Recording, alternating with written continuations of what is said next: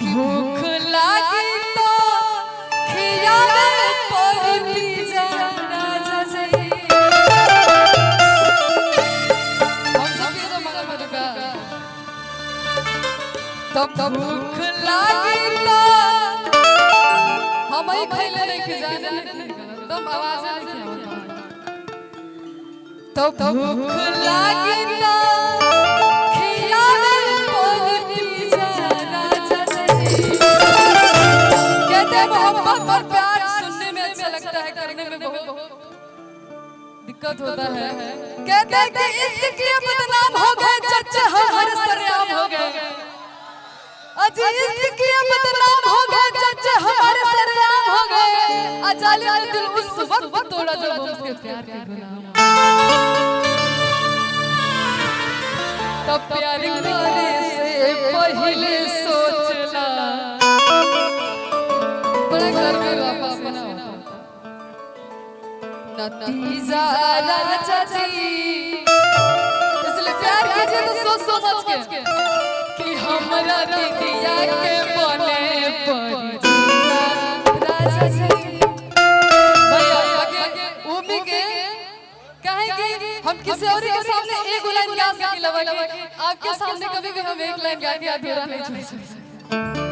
नहीं तो जो डांट आया ना स्टेज पे अच्छा होता है।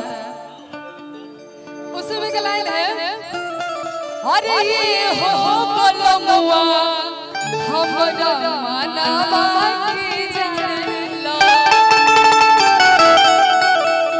अरे कब सब दुनिया परथिया गुजरेला।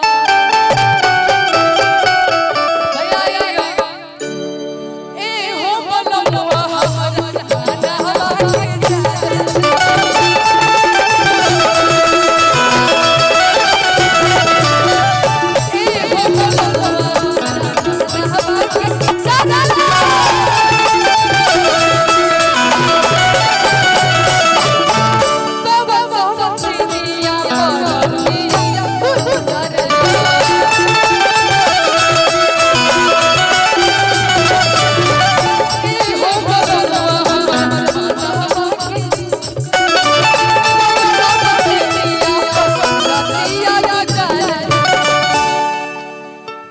अरे भैया जी के